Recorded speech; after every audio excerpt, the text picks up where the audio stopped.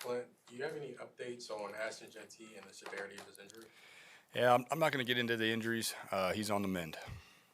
Is there any talk or conversation about starting the season on IR for Ashton? Not going to talk about injuries. He's on the mend. There was a point after he went down, you guys kind of all took a knee and took a moment. What initiated that and who kind of led that? It looked like it was a prayer. Yeah, said a prayer. Power of prayer. Yeah. Like answered? Did you get like good news in that regard? Yeah. Well, he always answers in his time.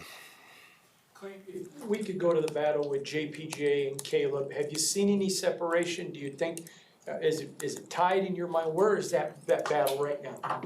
Yeah, it continues. You know, this game will be really important for that battle. I know both those guys are going to play this year. We're counting on both of them as well as a lot of other guys. So this competition has only made them better and our team better. Are you looking at Garrett's way to play a rookie quarterback? How much is not only his preparation, where he is, but also the offense itself? Could you say that one more time? How ready is the offense to support him, I guess? How much does that factor into your decision when to go with a rookie quarterback? Oh shoot! It doesn't matter. We all got to get ready. You know, whoever's playing quarterback for us, you know, it's a team thing. It's not the QB playing well and everyone else is not, or the other way around. You know, the offense will play well when everybody's contributing. We saw Mike get a lot of work with the ones these past couple of days. What do you think of the depth in that running back room in general, and how has Mike kind of stepped up these last couple of days? Yeah, I think he's had a good camp, you know, and we have to go see him play really good football on Thursday. But like you said, we got a lot of other guys that have to step up. Dylan, we got Himby, we got Dari. Omar's doing a great job coaching those guys and getting them ready. You were very vocal about, I don't know if you'd use the word displeasure, but we're not happy with your wide receivers' performance in Texas. I'm just curious, where do you think that group is right now, Klint, at this stage in camp? Yeah, well, I think any position, you know, is when you go out and you have trouble with your assignments, I'm going to have a opinion about it, and it's not just them. You know, we've had plenty of other guys that got to step up. A lot of young guys, and then guys that we're counting on in that receiver room. I think it's just like the guard position that those guys continue to make each other better. It's competitive, and and we know that all those guys are going to play. Where's Mike Washington made the most progress since you've had him in that short time he's been with the Raiders? Well, I would say that he has done a phenomenal job of, you know, growing up really fast. I think he got here, we drafted him, you come to the NFL, there's a lot on your plate, and then we throw all these new protections at you, these new fronts and blitzes and routes, and I think that he's a guy that understands that we are counting on him, and he needs to get up to speed quickly, and he's been mature about that, and he's going to keep working. What is your approach for preseason game number 3? It used to be the dress rehearsal, but how do you approach this one? Yeah, we'll see Thursday. You know, I don't want to talk about who's playing, who's not playing, but we're gonna get. We'll see Thursday. Brock Bowers seems like, you know, a star that hasn't dimmed at all this training camp. Is that like a really good sign for you going into the season? Brock's had a really good camp, and he's got to keep ascending, you know, on the way to Miami in this first quarter of the season. And he's going to play well, and we need the rest of his teammates to play really well around him. Have you seen him stepping up as a leader, maturing kind of in that role? It's my first year with Brock. You know, everybody leads in their own way. He leads with production. Klint, what was the reason behind, like, the last 2 days, starting practice inside and going back outside? Just my call. Have you come to a decision on starting quarterback, or do you want to keep that competition going into the last game? Yes, the second part. You talked about the wide receivers. Did you feel like they responded well this week after you kind of talked about it publicly? I think they've had a good camp. They had a rough day, and I think they've had a good camp overall. Malcolm Koonce is a guy that make a lot of money now. He's a veteran. What do you need to see from him to really step up and be that guy? Yeah, well, we need Malcolm, like all the other guys, to produce. You know, to lead in his way. We know that he's got a great skill set rushing the passer, and you know we're counting on him on all 3 downs. It's known that this DB group is very young. Have you seen a lot of growth from them from the start of the offseason to now?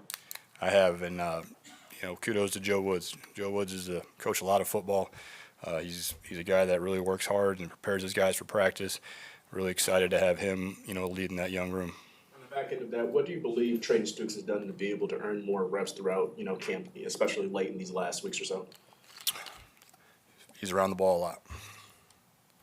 Coach, this is your first time as NFL head coach. You've had a player being carted off the field in the middle of the game, and then obviously whatever the injury is with Ashton the other day. Have you been able to navigate it, and is it a bit different versus your roles in the past on a coaching staff? That's part of the NFL. That's part of football. You coach or play long enough, and those things happen. They're unfortunate, but that's the attrition of a season. You're coaching against your brother Clay this week. What was it like going through the head coaching interview process with him this offseason? That's kind of a blur. It feels like so long ago. That process was so easy for me because I didn't have to think about it because we were playing games. So we were game planning in the playoffs. You've been on teams with a bunch of veterans. And this is going to be an extremely young team. Is that exciting for you just to have so much youth? I mean, there's going to be youth mistakes, but to have that much promise? Yeah, it is. It is. I know Spy did a great job with the draft. We got some young, hungry guys that are going to help us play this whole season and beyond. It's always fun to coach all ages, but especially to have an imprint on a young man and help him grow. That's what's fun about coaching. Just going back to Clay, you have similar backgrounds, but how are you guys different as coaches, and what makes him effective? Yeah, my brother is the smartest guy in the family, and I'm not kidding. He's brilliant, works really hard. I love him, and not going to love him on Thursday night. Getting Dylan in the end zone, same thing with DeRay. What does that tell you about the depth in the running back position, where a lot is talk about Ashton and Mike, but these guys showed their work too on the weekend? Yeah, it takes a whole room for the whole season, and those guys have to contribute a ton on special teams. So just really pleased with Coach Joe D and Tim and Marquise and how they develop them on that side of the ball, because when you're not in that early role, then you have to make sure you're contributing on fourth down, and they do. Obviously, a lot of extended special teams work this week. Was that in response to the penalties last week? We got into our in-season schedule, so that's kind of how it's going to be. How have you seen Patrick Johnson develop so far this preseason? Yeah, he's getting turnovers, getting strip sacks, can play multiple positions. I think he's a mature guy that had a really good game last week. Klint, are you at least optimistic that Genty may have avoided something that could have been serious, or without getting? I know you don't want to get into detail about the specifics of the injury, but at least optimistic that it's not something that's like major. Yeah, well, again,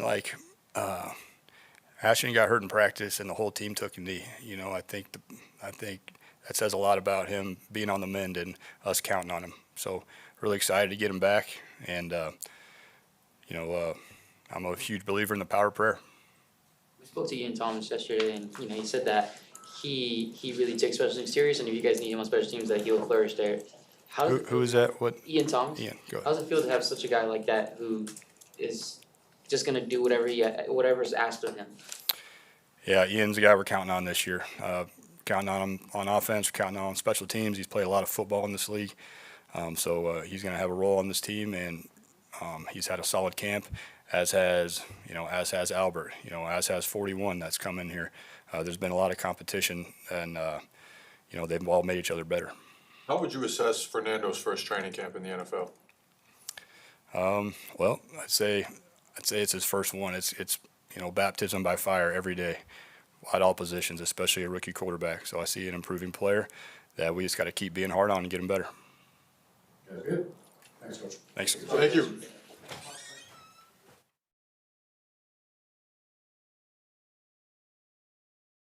Time and the amount of time that Klint gives you guys for special teams is something I've not seen this much. What does that tell you as a coordinator to be with a head coach that takes your side of the ball so intently serious? Yeah, I mean, it's really started since he's been here. He got it from his dad. His dad was the same way. There's a reason that I came here, I can tell you that much. And, I've known the family for a long time. Gary was exactly the same way. And, this Coob has been the same way too. So he supports it. He knows it's a complimentary football all the way across the board. And he knows that for us to be where we need to get to, we've got to be good on teams. And that's, exactly what you want to be when you're at a place like this. What have you seen and your thoughts on Malik Benson in the return game in practice? Good in practice. Unfortunately, we just haven't got any reps for him in the game. It just hasn't worked out that way with his play time. And then, You know, we didn't get many in the first game, and then we got some this one, but he was down, so it was just one of those deals. So my goal is to make practice harder than the games. You guys watched it the last couple days, and I think that's been pretty evident. They've been running and they've been rolling. So if we can make it like that, I think it'll help him, and he's done a great job so far. How important do you believe it's been over the last couple of days to really just kind of like hone in on the fundamentals and the technique on things versus just going out there and doing it?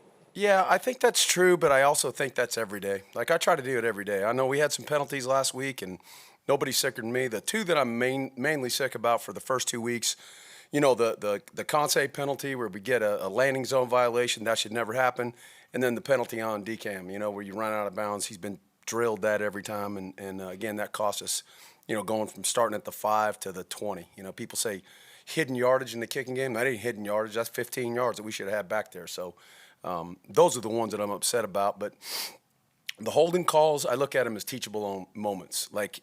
And you need to get that stuff on tape now so it doesn't happen during a regular season. And that's how we're approaching it right now. Week-wide, there's been a massive drop-off in fake field goals and punts.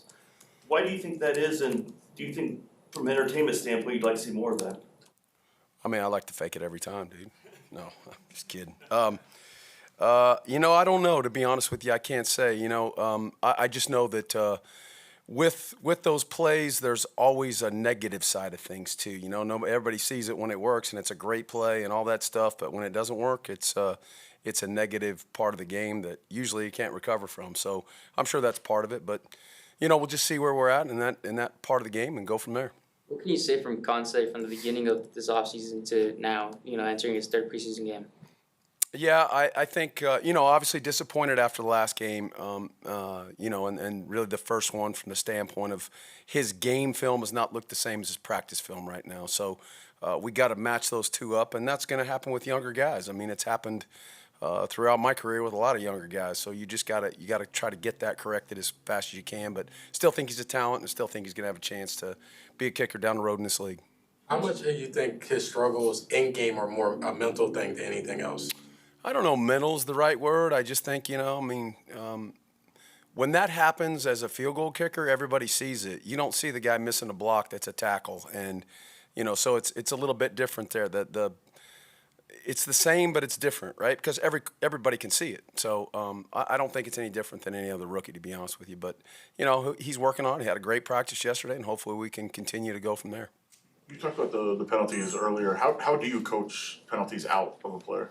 You just have to, he asked about fundamentals, and that's how you do it. You got to get it in the fundamentally sound order. You have to look at everyone individually, see, sometimes the referees were here. We had a discussion about one of them, and, I was vehemently said that I didn't think it was a penalty. So that's one of the ones that you gotta have to go through, and believe it or not, there's sometimes they agree with you. Probably not during the regular season, but preseason they do. So we'll just have to work through those things. But I think you have to look at them individually and then coach them out as far as all your fundamentals go. Matt Gay has been very consistent this camp. Look, and like your thoughts on where he is. Yeah, I think Matt is right now in a really, really good space. I think we're in a good space from an operations standpoint. If you remember when I first came here, that's what I said, needs to get as high level as you can get it. So he's as high level as he can be. He's had a great camp. I know we've had a great kicker here. Daniel's a great kicker. He got signed at New Orleans, and I'm glad for him. But sometimes that moves on, and you got to go from there. And we're supporting Matt, and everybody's 0-0 right now, including him. So we'll see how the season goes for sure. Cole's gotten a lot of work in the preseason games, 10 punts so far. What have you seen from him that you look and see, it's like, hey, man, this is an all-pro guy that can definitely be out there every. Yeah, he's a G, man. He's what you're looking for. He's how they're supposed to look. He's an unbelievable worker. He's so tight on his craft. Like, he wants to be the best, and you can see that every single day. The guy punts more than anybody I've ever seen. As far as practice goes, it's unbelievable the amount of punts he gets in. But he's a great worker, great punter, and I think he's going to be really good. Last one. Well, the long snapper competition, what have you seen from those guys, and what is the difference maybe between Tyler and Alex as players? I don't know if there's a difference yet. This is going down to the wire. We'll have to see. The problem with preseason is you don't get a lot of protection looks. Everybody runs returns, and it's pretty simple. That's why we've tried to really ramp it up in practice as much as we can. But both those guys have done a great job of competing, and we'll know about the 53 here pretty soon, and we'll go from there. All right, thank y'all. Appreciate it.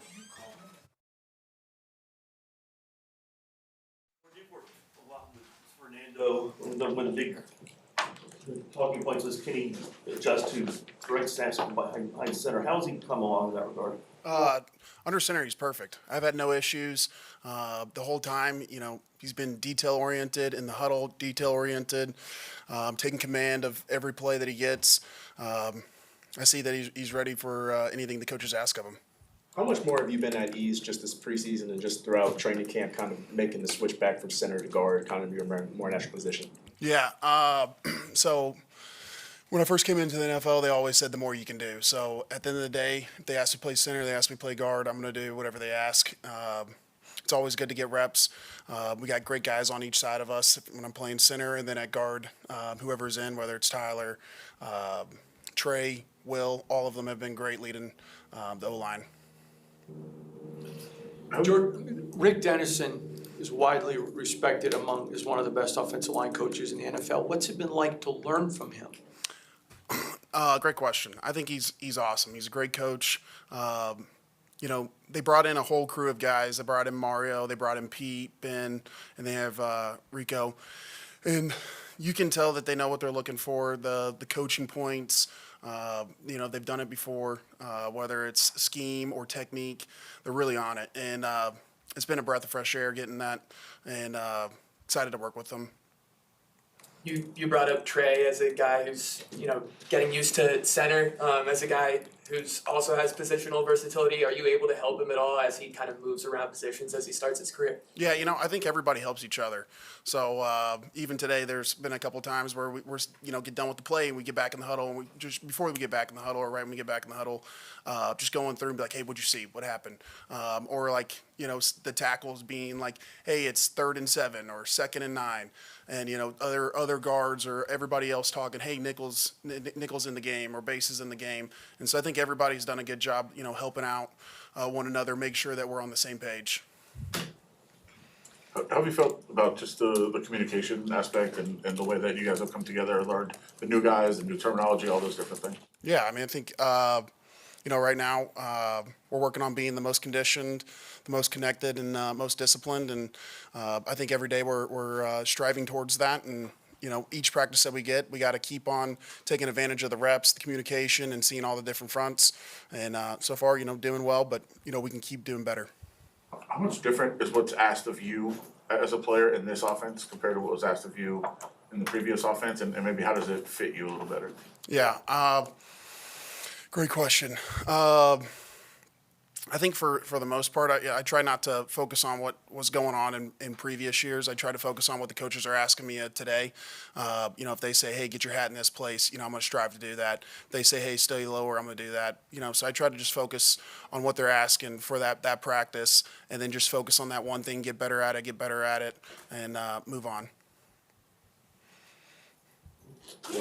After Ashton Jeanty went down, there was a prayer circle that ensued at practice. Coach Kubiak just told us that he really believes in the power of prayer. How important was that moment for you guys to, come together as a team when somebody like Ashton Jeanty goes down? Yeah, I think if anybody goes down, we should always build them up. It's very easy in this game to get hurt and then people forget about you. And I'm talking about for everybody. So, for me, if whoever gets hurt, I don't know all the story and what happened, but anybody, if I see them, I like to go up and make sure that they're doing all right, not just physically, but mentally. Always checking in on our teammates, because that's what they are, whether they're playing or they're not. So. Who led the prayer? We kind of heard someone saying a prayer. We just didn't know who it was. Who kind of led the prayer for you guys? That's not a question for me. I wouldn't know. That's good. Thank you. Thanks, George.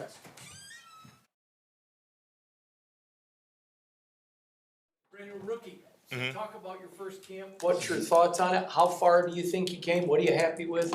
Yeah, I think I came very far. Being a 7th round pick, getting in with Max Crosby, Adam Butler, learning from all those guys has been great, and I think I've grown a lot as a player. What was your goal to come in and show that you could do? I just wanted to come in and show I could be versatile and help this team out, and I think I've showed that. So. Do you feel at this point like you've had the opportunities to make your case to be on the team? Yeah, I think I've had some good opportunities to make that case. How do you feel you've grown since rookie minicamp to this point? I mean, I just grown a lot. Being around, like coming from college, being in the NFL, being in a professional environment, is just a lot of different ways to grow, just on the field and off the field. The 53-man roster is coming up. In the rookie room, is there a lot of pressure with you guys, or does everyone seem kind of calm? We just control what we control and just go out there day by day and play our best.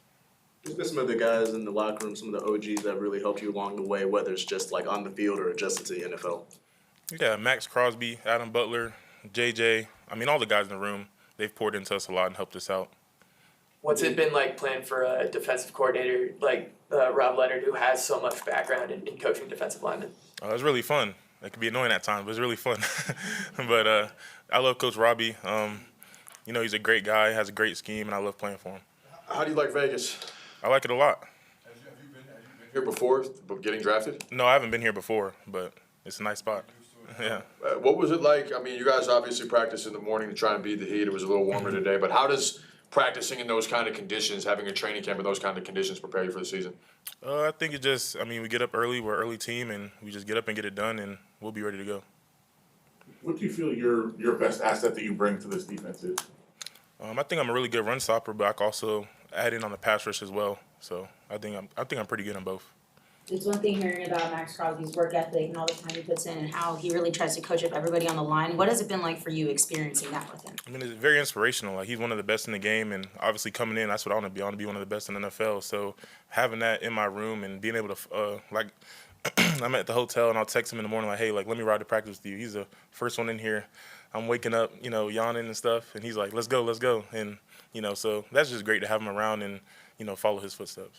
He was a 4th-round pick, right, who obviously became an all-pro. Do you take a look at his journey being a 7th-round pick as maybe something like, hey, there are things here I could take from? Yeah, it just goes to show that, like, it doesn't really matter when you're picked or where you're picked. It's what you do when you get there. How much of a change was it being 4 years in NC State where you're not only a player, you're a student athlete, to now being able to just focus on ball? Oh, man, it's awesome. I mean, this is my job. I just play football all day. I mean, couldn't ask for anything else. You say that that's just your job. Obviously, you had a huge impact in the community back in Raleigh. Why was that important to you as a college student? Most kids aren't really thinking about that. Yeah, just growing up, I relied on my community a lot to, you know, get me to where I am now. So I just always want to pour back into my community. It just means a lot to me. Thank you. Thank you.